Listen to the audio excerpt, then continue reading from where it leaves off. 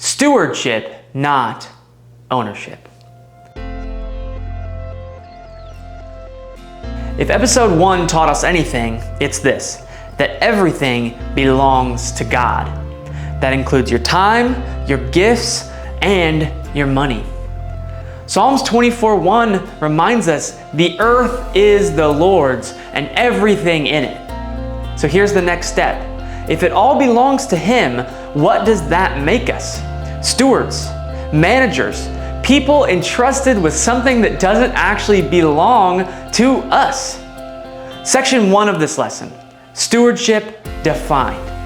The word stewardship means the careful and responsible management of something entrusted to one's care. You and I are not the owners of what we have, we're the managers. And that's not just semantics. It changes everything about how we live. 1 Corinthians 4:2 says, "Now it is required that those who have been given a trust must prove faithful." God has given you something to manage. The question is, how are you managing it? Section 2, the parable of talents. That is Matthew 25:14 through 30. Jesus told a powerful story in Matthew 25. A master gives 3 servants different amounts of money called talents and leaves them on a journey.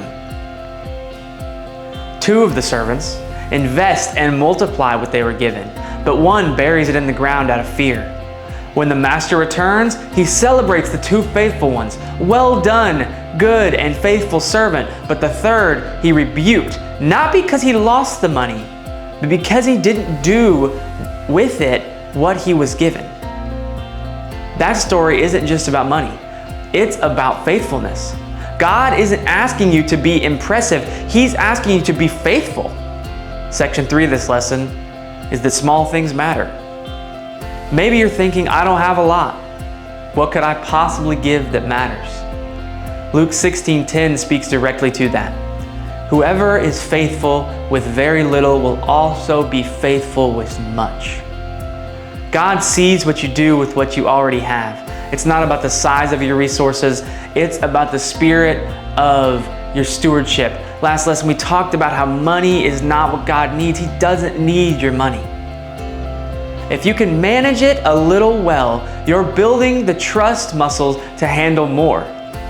Section 4 of this lesson is that this is about every area of your life. This is bigger than money. You're a steward of your time. Are you using it for God's purpose? Your gifts, are you building His kingdom with your gifts? Your influence, are you pointing people to Jesus? And your finances, are you honoring Him with how you give and spend?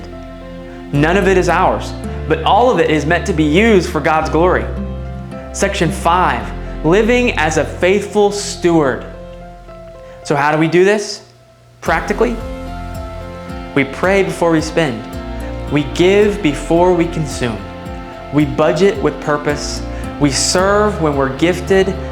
We ask God, what would you have me do with what you've placed in my hands? And then we do it. We act, not perfectly, but faithfully. You are a steward of something sacred. Your resources are not random, they're entrusted, and one day the Master will return. My prayer for you and for me is that we'll hear those words, "Well done, good and faithful servant." This week, take some time to ask God, what have you put in my hands and how can I manage it for your glory? Next week, we'll look at how generosity is more than obedience. It's worship. Thank you for joining us. We'll see you soon.